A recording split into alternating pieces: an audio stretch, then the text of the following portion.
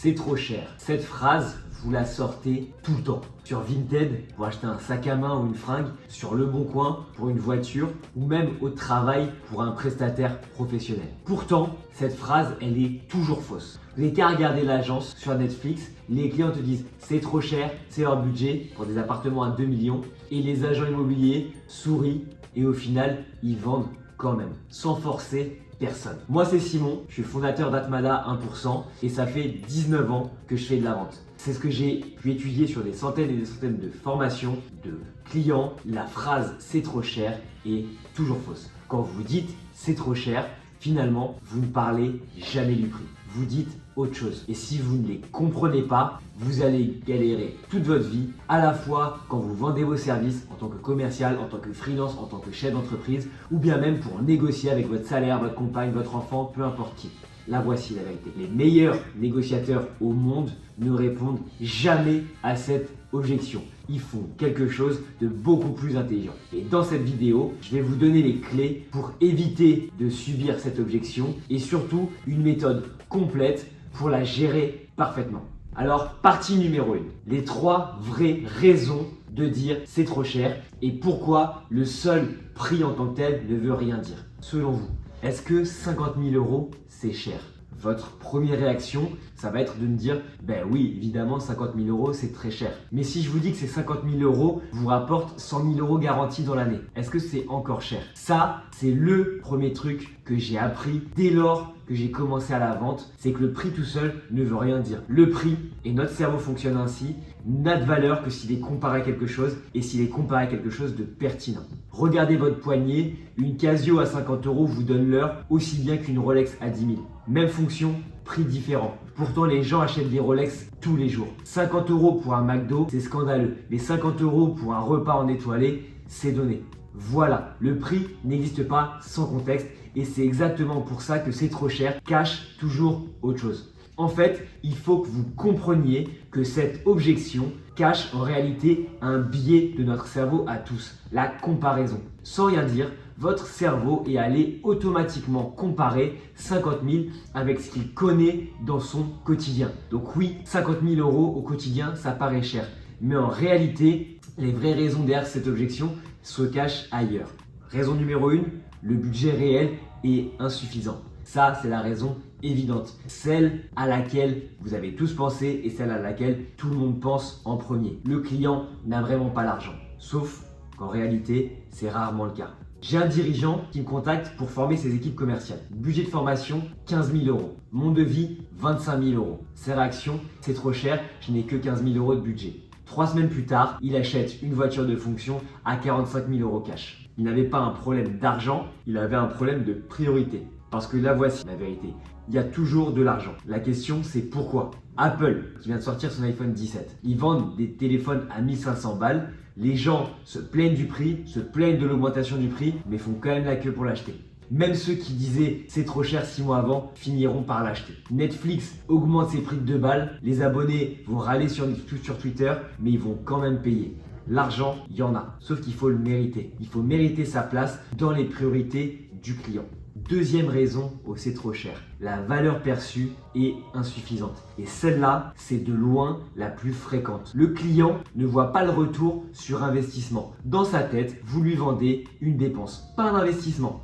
Un de mes clients vendait des machines de nettoyage industrielles. Le prix de la machine, 80 000 €. La concurrence vendait le même type de machine, 60 000 €. Donc il se prenait systématiquement la même objection. C'est trop cher, vous êtes trop cher de 20 000 €. Voici ce qu'ils ont découvert. Cette machine nettoie 30% plus vite que la machine à 60 000 €.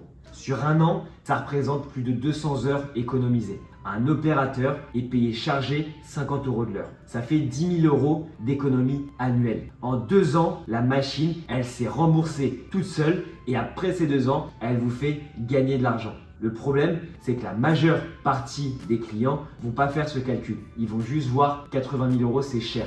Et ça vous coûtera beaucoup plus d'énergie d'aller les convaincre que votre produit est le bon plutôt que d'adapter votre offre à leurs besoins parfaits. C'est exactement la même chose quand vous achetez une formation à 3 000 €. Vous voyez la dépense, mais vous ne voyez pas les 50 000 € d'erreurs que ça peut vous éviter dans l'année ou les 50 000 € de vente en plus que ça peut vous générer dans l'année. Comprenez bien une chose, Votre cerveau est nul en calcul, il est très fainéant et ne fera pas le calcul de retour sur investissement. C'est à vous en tant que commercial de le faire. Mais ça, on y reviendra. Troisième raison, la comparaison que votre cerveau va faire est défavorable aux vendeurs. On retrouve encore notre fameuse comparaison.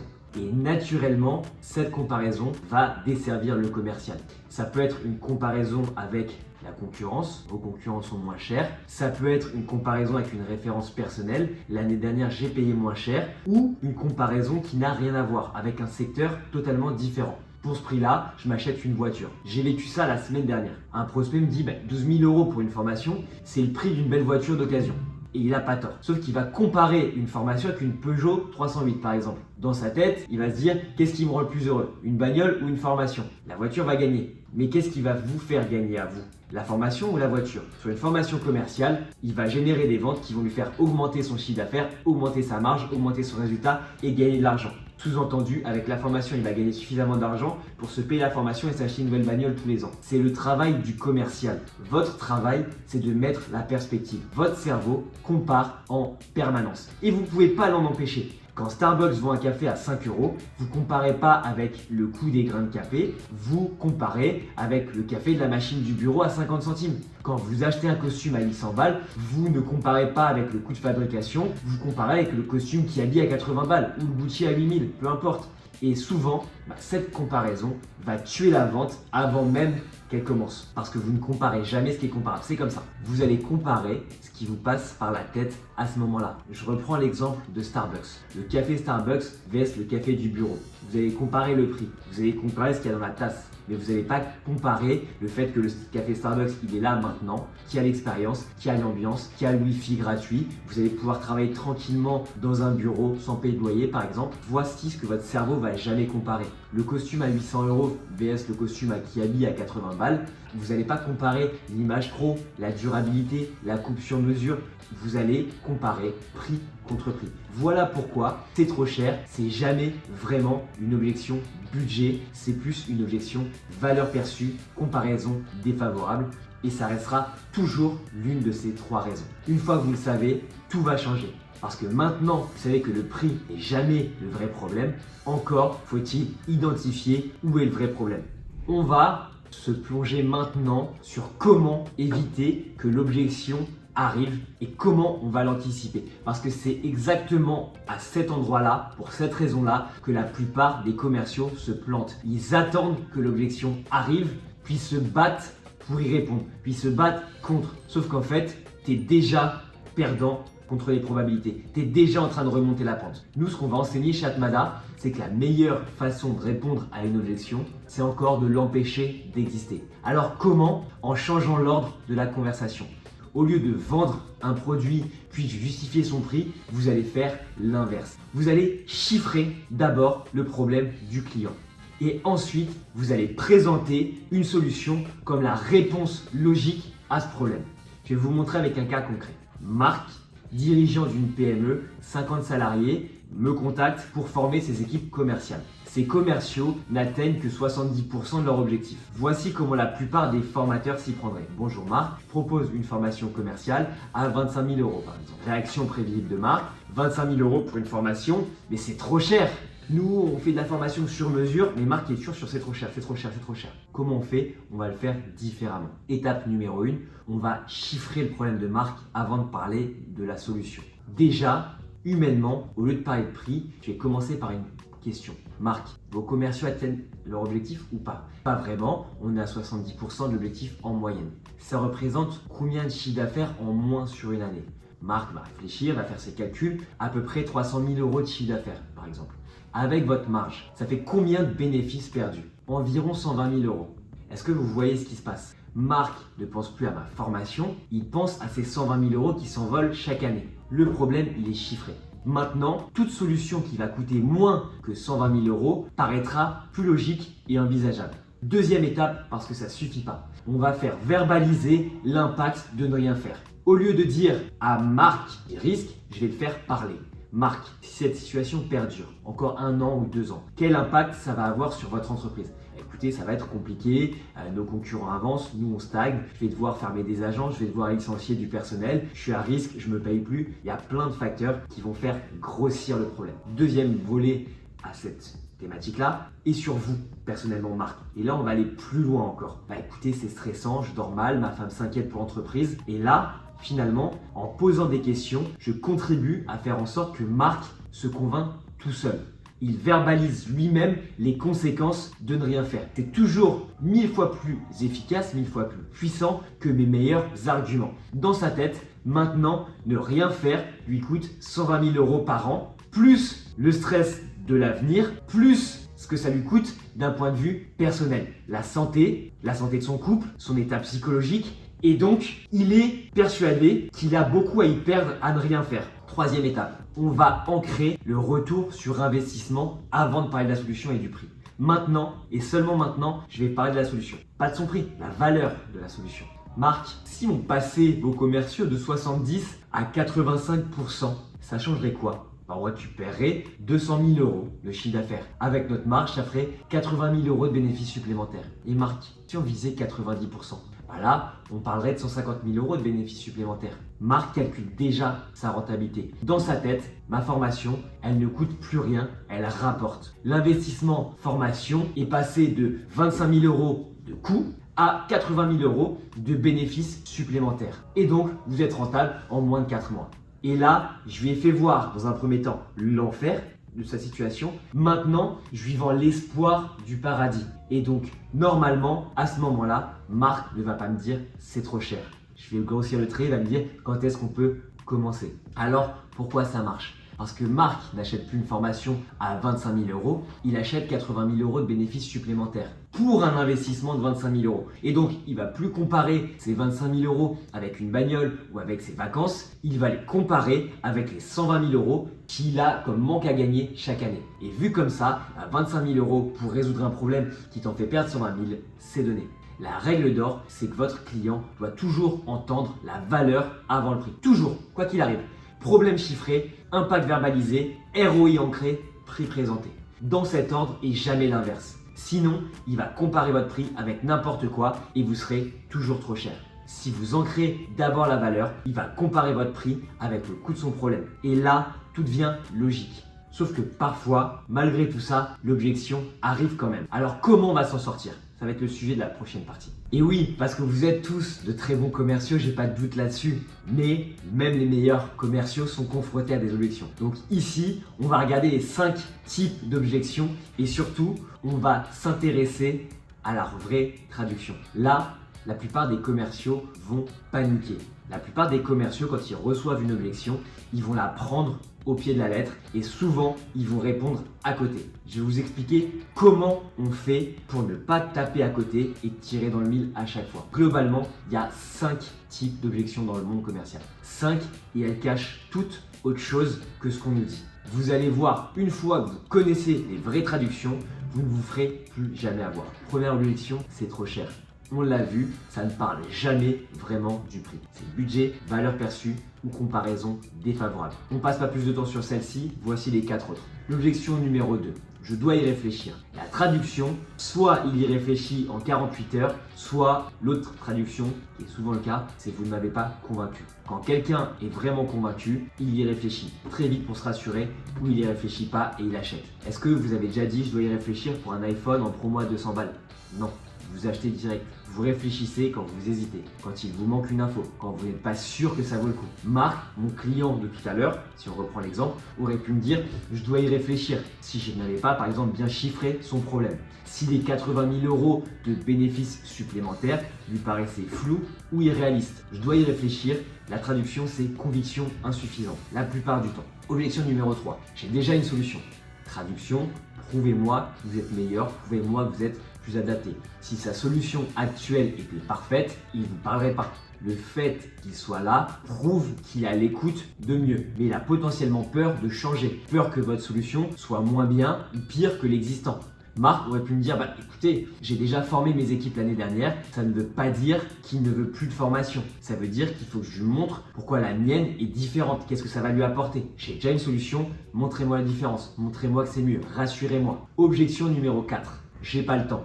Traduction, c'est pas ma priorité. Ou rappelez-moi dans 6 mois, c'est pas ma priorité. Vous avez toujours le temps pour ce qui compte vraiment. On a tous 24 heures dans une journée, ça fait le même nombre de minutes, le même nombre de secondes, le même nombre de microsecondes, on a tous le temps. Après, comment on va occuper cette journée, c'est une question de priorité propre à chacun. Marc, par exemple, lui trouve le temps de gérer ses 50 salariés, de voir ses clients, de faire ses reportings parce que c'est prioritaire. S'il me dit j'ai pas le temps, ça veut dire que former ses commerciaux n'est pas dans son top 3 des urgences. Soit parce qu'il ne voit pas l'impact, soit parce qu'il a des problèmes plus gros. J'ai pas le temps égale hiérarchiser mes priorités. Votre travail, c'est donc de faire grossir le problème et le prioriser dans son esprit. Objection numéro 5, j'en parle à mon patron, j'en parle à mon associé, j'en parle à ma femme, j'en parle à mon chien, j'en parle à qui tu veux. La traduction, c'est je ne décide pas seul.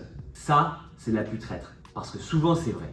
Des fois, c'est pas vrai, des fois, c'est une fuite, mais très souvent, c'est quand même vrai. Marc peut être convaincu à 100% ou à 200%, ou pas d'ailleurs. Mais s'il doit convaincre son associé qui n'est pas là, ou son boss qui n'est pas là, c'est compliqué. Pourquoi? Parce que vous n'avez pas vendu à la bonne personne ou à la personne incomplète. J'en parle à quelqu'un égale qui décide vraiment ici. Alors, comment ces objections peuvent vous aider dans votre quotidien? Bourrico du coin, s'il entend « je dois y réfléchir », il répond « prenez votre temps, rappelez-moi quand vous serez prêt, rappelez-moi quand vous voulez ». Résultat, il ne va rien vendre. Maintenant, quand j'entends « je dois y réfléchir », je traduis « ah, conviction insuffisante ». Et donc, je vais devoir comprendre quels sont les éléments sur lesquels je dois rassurer, quels sont les éléments que je dois préciser pour convaincre. Et donc, j'ai toute une méthodologie pour répondre à cette objection. Il va falloir comprendre, il va falloir questionner. Sur quels éléments vous hésitez? Sur quoi vous voulez de l'information? Sur quoi vous allez réfléchir? Par exemple, Marc peut répondre « j'ai peur que mes commerciaux ne jouent pas le jeu » si je lui pose cette question-là. Et là, je peux traiter la vraie objection. Je peux lui expliquer comment j'ai la résistance au changement. Je peux lui donner des exemples d'équipes similaires qui ont adhéré. Je peux lui donner de la preuve sociale et faire sauter cette crainte-là. Si j'avais répondu « je dois y réfléchir », pas de souci Marc, prenez votre temps, on est les meilleurs, vous reviendrez vers moi. Il ne serait jamais revenu vers moi, il serait reparti avec sa peur, elle aurait grossi sa peur et il m'aurait jamais rappelé, il m'aurait dit « je vous rappelle dans 6 mois » ou jamais de la vie. Une fois que vous savez décoder les objections, vous ne trompez plus sur la vraie objection, le vrai sens de cette objection. Mais voici le piège. Savoir décoder, c'est bien, mais ça ne suffit pas si vous n'apportez pas la réponse adéquate. Et c'est là que 90% d'entre vous, 90% des commerciaux se plantent. Vous pouvez avoir identifié la vraie objection, mais si vous y répondez comme des bulldozers, vous allez tout casser. Plutôt que de vous laisser en galère, je vais vous expliquer comment on répond avec méthodologie et agilité aux objections. Et là, je vais parler de la méthode ACRAC. ACRAC, qu'est-ce que ça veut dire? C'est un acronyme qui est le plus efficace pour vendre, répondre aux objections. C'est un truc à garder en tête. ACRAC, c'est très simple à retenir, ça fait un bruit. A pour accueillir. La première règle quand on vous oppose une objection, c'est de sortir de l'opposition. Accepter, accueillir l'objection. Pourquoi? Parce que votre objectif principal, c'est de désarmer l'attention. C'est de faire d'un climat de compétition un climat de coopération. Par exemple, si Marc me dit 25 000 euros, c'est trop cher, je réponds pas non, c'est pas cher vu tout ce que vous avez. Pas du tout, vraiment pas. Je vais répondre, je comprends votre préoccupation, le budget Marc, c'est important. L'idée, c'est que je passe d'un commercial qui vend à un partenaire qui conseille. Est-ce que vous voyez la différence? Je vais valider ce ressenti. Je ne dis pas qu'il a raison, mais je reconnais que c'est légitime de s'interroger. Le résultat, Marc va baisser sa garde. Il ne se sent pas attaqué. Et donc maintenant, je peux attaquer moi-même les choses sérieuses. C'est comme comprendre. C'est la deuxième lettre de notre acronyme ACRAC, c'est pour comprendre, pour questionner. Maintenant que Marc est détendu, je vais creuser pour comprendre la vraie raison de l'objection et la vraie objection. Marc, qu'est-ce qui vous fait dire que c'est trop cher? Par rapport à quoi c'est trop cher? Là, Marc me livre la vraie info. En fait, j'ai peur que mes commerciaux ne jouent pas le jeu. Et s'ils résistent, j'ai payé 25 000 euros pour rien. Bingo! Sa vraie objection, c'est pas le prix, c'est la peur de l'échec. Si j'avais répondu à c'est trop cher en justifiant mon prix, je serais passé à côté du vrai problème. Je ne l'aurais pas rassuré et je n'aurais pas vendu une cacahuète. Donc maintenant que j'ai compris le vrai problème, je vais pouvoir m'attaquer au vrai problème. Troisième étape, le R. Après le C, le R pour reformuler. Je répète ce que Marc vient de me dire avec mes mots pour vérifier que j'ai bien compris pour étiqueter ses sentiments et pour déduire ce qu'il n'a pas potentiellement dit. Marc, si je comprends bien, votre souci n'est pas le montant de l'investissement, que le risque que vos équipes ne s'approprient pas la formation, c'est ça? Exactement. J'ai déjà tenté des formations et ça n'avait rien donné. Reformuler, ça fait vraiment deux choses. Ça prouve, que vous êtes à l'écoute. Et donc Marc se méfie moins et ça permet de vérifier que vous avez bien compris. Ça évite le 2 sur 20 hors sujet du bac de philo par exemple. Et souvent, en reformulant, votre client va préciser sa pensée. Et c'est là que vous allez toucher au cœur du problème. Une fois qu'on a bien aplani le problème, qu'on a bien compris, qu'on est sûr de là où on va se retrousser les manches. Après le A, après le C, après le R, donc en quatrième étape, on va argumenter. Je ne vais pas défendre mon prix. Je vais traiter sa vraie préoccupation. Sa vraie préoccupation, c'est que ses anciennes formations, elles ont foiré. Marc, qu'est-ce qui avait fait foirer vos anciennes formations? Marc va me dire, le formateur débarquait avec sa méthode standard, mes commerciaux trouvaient ça trop théorique, ils ont arrêté de l'appliquer au bout de 2 semaines et ça ne servait à rien. Là, je vais pouvoir répondre. Mais écoutez Marc, chez nous, on fait totalement différemment. On adapte la formation à votre marché, à vos clients, à vos produits et on fait un suivi sur 6 mois pour s'assurer que ça rentre dans les habitudes de vos commerciaux. C'est ce qui fait que 98,7% de nos clients nous recommandent. Vos commerciaux vont mieux vendre et donc ça va augmenter votre chiffre d'affaires, votre résultat et par rapport à vos préoccupations dont on parlait tout à l'heure, ça va vous permettre de mieux dormir la nuit et de relancer la croissance de votre entreprise. Vous avez vu, je ne parle pas du prix, je traite son objection réelle, la peur de l'échec et je viens le rassurer avec un exemple précis, avec des éléments concrets et une preuve sociale, des chiffres. Dernière étape, une fois que j'ai argumenté, je vais contrôler.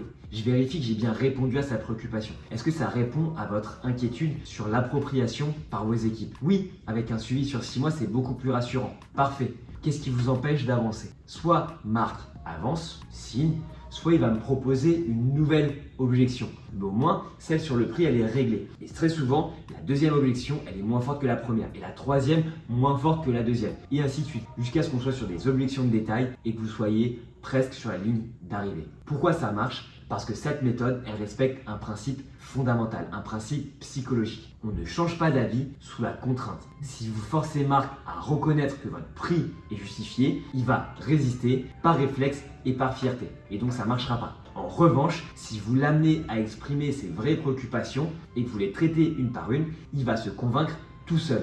Globalement, c'est du judo commercial, mais vous allez utiliser la force de l'objection pour la retourner en votre faveur.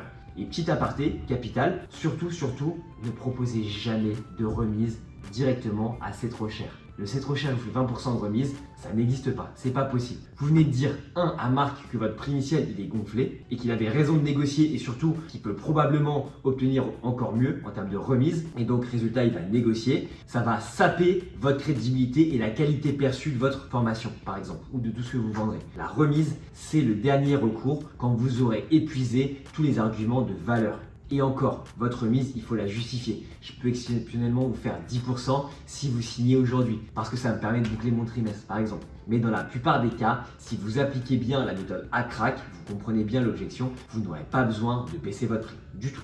Je vous sens venir dans les commentaires, je vous connais maintenant, comment on utilise ces techniques de manière éthique. Parce que le prix n'est pas le vrai problème. Et c'est là qu'on va arriver au dilemme. Maintenant que vous connaissez ces techniques, jusqu'où vous pouvez aller sans manipuler? Parce que c'est quand même puissant. Et souvent, ça soulève une question d'éthique. Question de performance commerciale par rapport à respect du client. Où est-ce qu'on va placer le curseur finalement? Alors, côté consommateur, maintenant que vous savez comment ça fonctionne, globalement, vous ne vous ferez plus avoir. Quand un commercial a chiffré votre problème, avant de vous vendre sa solution, vous savez qu'il ancre la valeur. C'est malin, mais c'est légitime. Si tant est que le calcul est honnête, pourquoi pas? Quand il reformule vos objections, laissez-vous faire si ça vous aide à clarifier votre pensée. Mais méfiez-vous des faux ROI. Cette voiture vous fera économiser 3 000 € par an de carburant. Pourquoi? Comment? Vérifiez les calculs. Et posez toujours cette question. Si je ne fais rien, qu'est-ce qui se passe vraiment? Souvent, rien de dramatique. Maintenant, côté vendeur.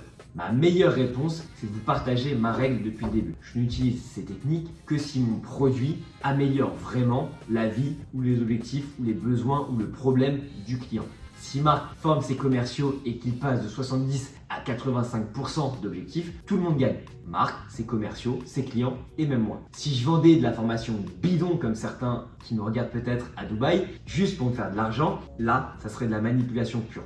Pourquoi? Je vais lui vendre une formation, que ce soit 50, 100, 1000, 5000, 50 000, 100 000 euros, mais ça ne lui apportera aucune valeur. La différence, elle est dans l'intention. Vous allez utiliser cette technique pour créer de la valeur ou est-ce que vous allez utiliser cette technique juste pour vendre et pour faire de la marge et pour potentiellement arnaquer? Pour résoudre un problème ou pour en créer un. Si votre produit n'améliore pas la vie de vos clients, changez de produit, pas de technique.